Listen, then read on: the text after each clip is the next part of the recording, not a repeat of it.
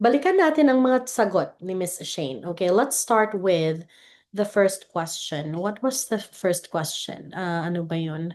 How do you bridge the gap? No, no, it wasn't how do you bridge the gap. Okay, now these are the things that I like. Okay, I like doon sa sinabi niya na gamified yung lesson niya when she mentioned Kahoot.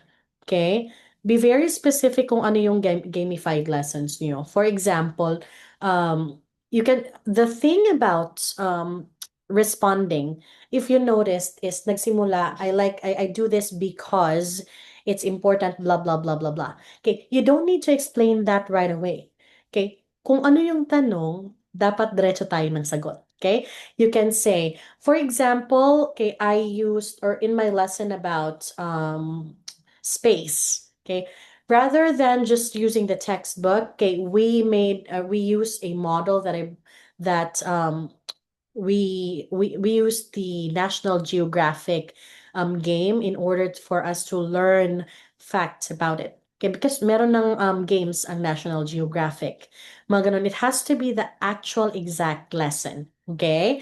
Now, ito yung na-notice ko kay ma'am. Okay, alam ko talagang si ma'am is my experience talaga kasi she did mention like building relationships sa estudyante niya. She also did mention about doing a specialized plan. Now, doon sa pinakaunang tanong, how will we help a kid who's like extremely behind without dumbing down the actual lesson?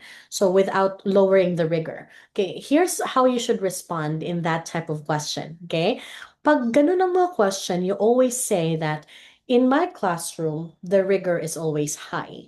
Kasi sa bawat classroom, hindi pwedeng babaan yung rigor. Okay? Kasi we're pushing students for proficiency. In my classroom, the rigor is always extremely high. Now, this is what I would do whenever I have a student who is extremely behind. I make sure that I provide personalized instruction, gaya ng sinabi ni Ma'am, which was very good. Okay, I make sure that I provide personalized instruction to students and use my tier 3 or my tier 2 plan for him. Okay, tier 2 is the small group instruction. In my tier 2 small group instruction, I use all the lessons, or I create lessons based on the results of the diagnostics. Say, for example, if the student is struggling in finding the central idea of the text and supporting evidences. So I will make sure that in the tier 2 instructions, I incorporate these lessons and while also adding while also like focusing on the lessons that we're working on for that week in our tier 1 instruction or our classroom instruction. Okay, so that means that with that particular student, because he needs extra support or more support, I incorporate the specific lessons for the week in all tier 1, tier 2, and tier 3 instructions to make sure that he can catch up, or he is pre-exposed to the upcoming lessons, which is high rigor for his level, specifically that he is a year or 2 grade levels below. Okay? Don't forget, dapat what do you say, you have to mention na yung rigor ng classes niyo ay talagang high. Okay? And then, para sa mga students na behind, you create personalized plan, you create, what else? You create a personalized plan, you create plan for small group instruction or tier 2 instruction. And okay, you can also say that I also use a buddy system wherein one of the kids or a high student partners up with a student who is struggling in class.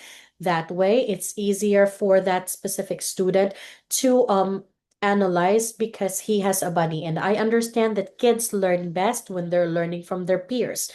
So peer instruction is incorporated in my lesson. Okay, you can also say it that way. Now, focus tayo doon sa sagot ni ma'am about, what was that? Ano pa? Gamified lessons. Yun na, sinabi ko sa inyo, di ba? You have to mention kung anong games, exact games. Now, doon sa middle schoolers are famous for asking questions. Why do we have to learn this, right? Or paano mo ba i-make sure na they will turn in their work? Okay, so yung sinabi ni ma'am is use proximity, make sure na na-incorporate yung classroom expectations. Yes, totoo naman. That is actually a really good mention doon sa question na yun. Now, one thing that you have to explicitly say is paano mo ba sasabihin sa mga estudyante? Because it did say, okay, tell me about how you're going to say it to your student, right? So you have to say exactly how you're gonna say it. Kasi tinitingnan nila paano ka ba magko-converse sa mga ganitong klase ng bata. Okay? And when you are showing your pitch, make sure that it is kid-friendly. Okay? For example, you can say this, um, okay, I will definitely talk or reach out to the student in their free time to make sure that this student understands the importance of the lesson. So, for example, I will tell the student, hey, I understand that, sometimes it can be a little bit confusing why we're learning this and that. For example, right now we're learning about fractions, and you're like, what is this for? What is the need to learn fractions? Well, okay, and then you give examples of real life explanations. Okay, you can say, well, for example, you don't have enough money, you only have $5, and then you want to buy apples, but apples cost like $10. Like a pound of apples cost 10 pounds. I mean $10. So how would you have enough money for that? You cannot buy one full pound for $5. So understanding fractions, meaning a part of the whole, will help you figure out how much you're gonna get out of that. So real life scenario, okay?